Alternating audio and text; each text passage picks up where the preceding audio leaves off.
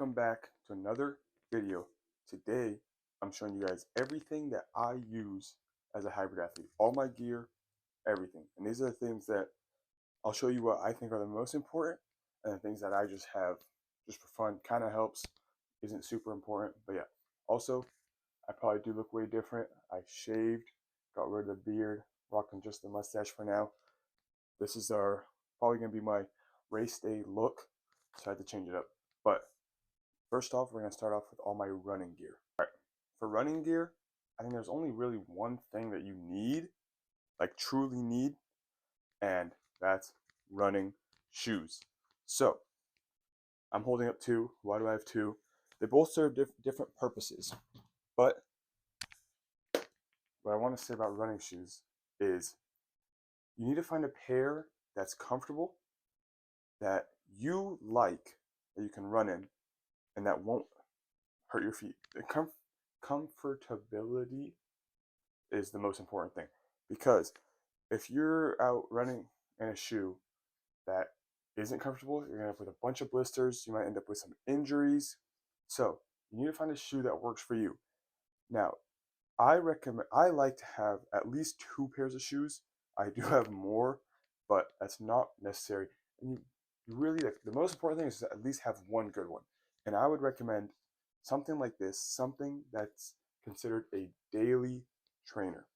Now, daily trainers, if you run, you probably know all about this already, but you want a shoe that you can use for your everyday miles. Now, this is the Saucony Triumph 21. I've been using this for this whole marathon prep, just basically as my everyday shoe. I use it for shorter runs, some longish runs, but I use it for a bunch of like relaxed and easy miles. So, shoe number one. The other shoe that I brought up here is this, the Adidas Adios Pro 3. Now, this is what I'll be racing in, but it's also the shoe that I use for a lot of my speed workouts. It has not a carbon fiber plate, but it has like these rods right here, which are kind of like a carbon plate, but I said they're just rods. Basically do the same thing, helps you go faster, really good for picking up the pace, going faster, doing track workouts, tempo workouts, threshold workouts.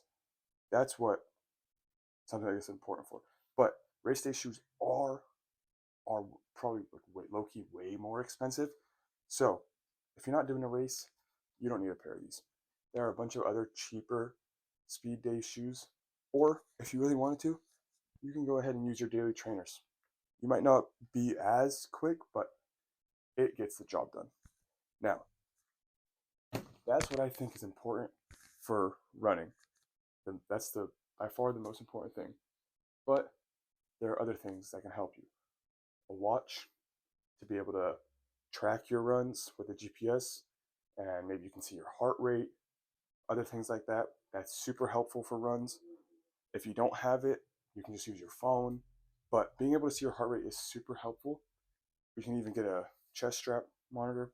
But again, that you're increasing the price. So with everything, the deeper you get into stuff, the more money you're going to end up spending. But really, shoes and a watch is all I really use for running. I wear a hat a lot of the time, or a headband, just because I have a lot of hair.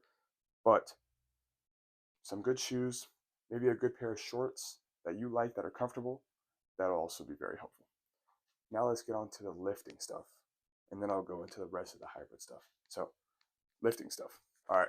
So I've got this whole gym bag. Everyone always is like, especially my roommates, are always like, why do you have such a big gym bag? But it's because I have so many things.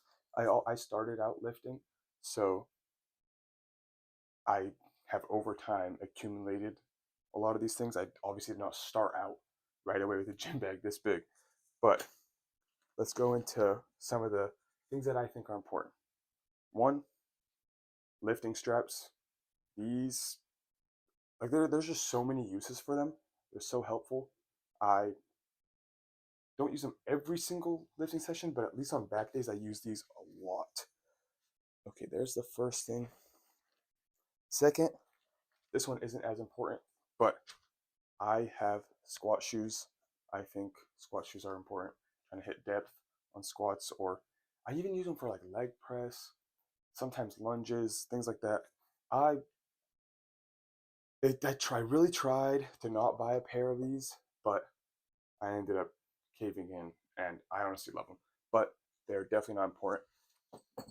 You can build up your ankle mobility and all your hip mobility, everything, without those. Next up, knee sleeves.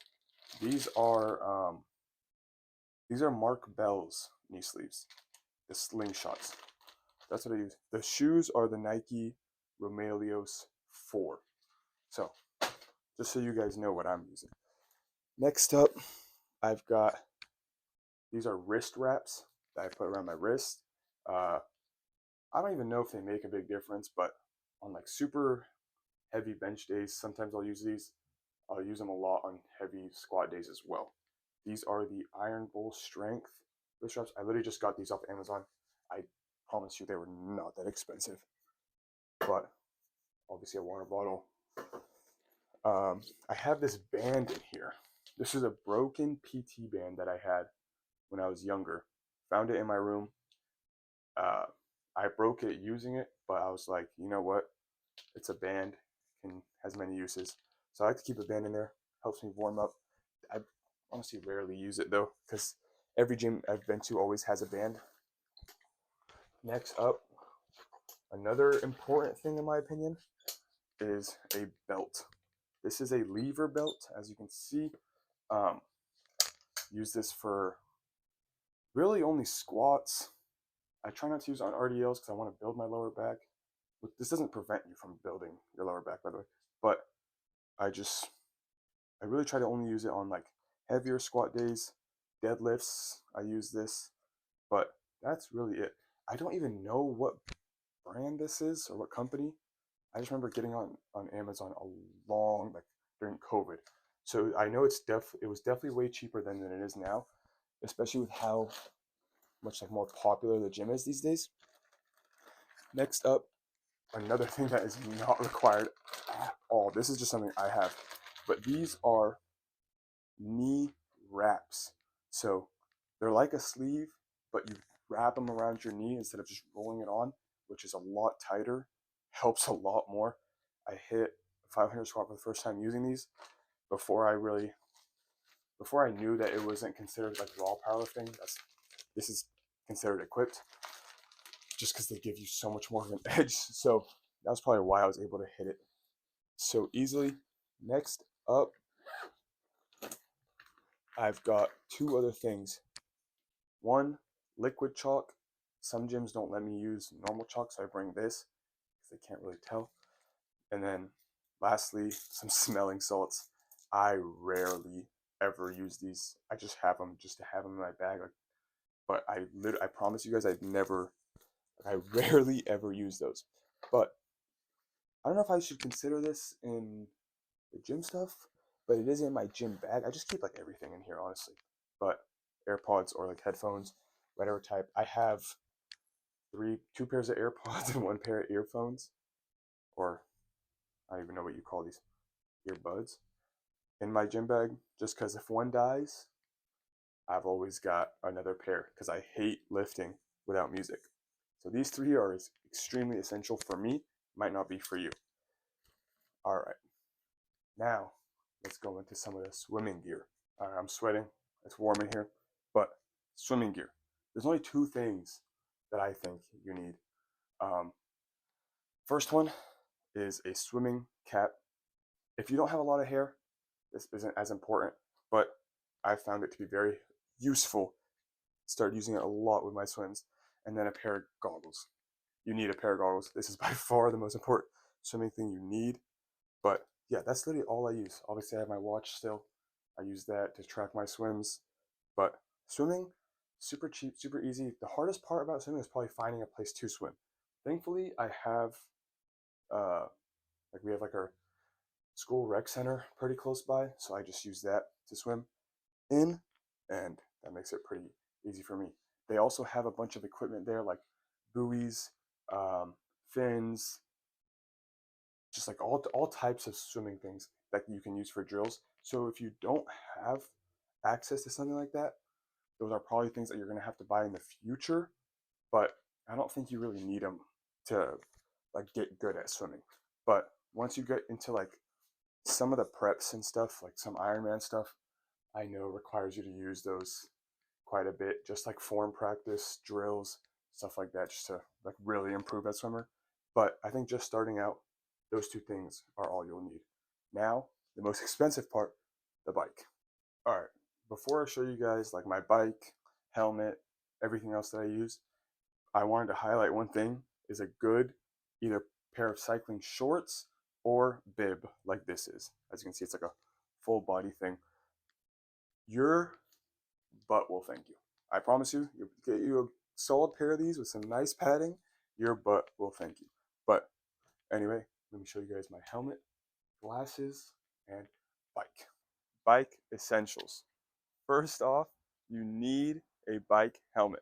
This was literally one that I got off Amazon for not that expensive, but it'll still protect me enough. You don't have to go crazy. If you're doing a race, probably should invest in a more expensive one, but having one to start off with is what's most important. And then this isn't as important, but every cyclist has a pair of glasses. This will keep your eyes from drying out from all the wind hitting you, and you look cool. Okay, I honestly don't know where I got these from. I'm pretty sure I got them off Amazon, but you can find a bunch on like things like Amazon, REI, any really outdoor store will have a pair of glasses. These are also polarized, which I don't know if it's required for them to be polarized or if it makes it better, but I love them and I use them all the time. I also use these for running. So these aren't just a bike essential, you can also use them to run. But next up, the bike and the shoes.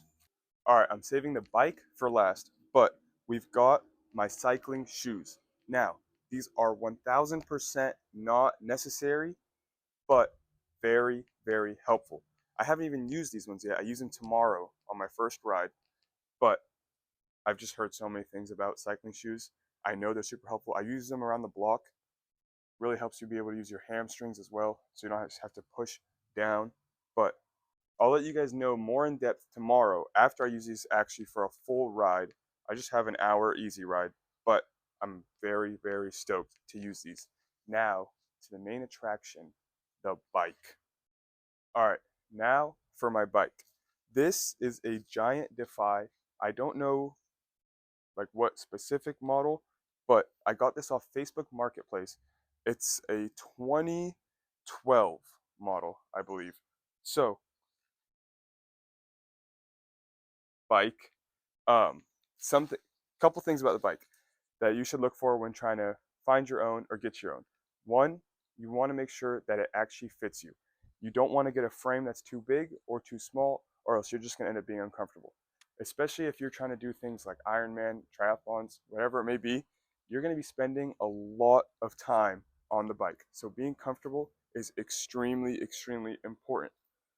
Next, you don't have to spend $1 trillion on your first bike. This one I got for literally $300 on Facebook Marketplace, but the lady who I got it from just kept it in such great condition that it's still great. I got it. I went and got it tuned when I first got it just to make sure everything was working properly, and it's honestly been great ever since. Now, one thing I did do to it was I got this little bag thing on the back, just holds some extra tools, um, spare tube in case I get a flat on a ride. But yeah, that's all you really need in there. I also got these cycling cleats or pedals. I got these cycling pedals because you need them obviously for your cycling shoes. But this is by far going to be the most expensive part of everything that I showed you, just because of how expensive bikes can be.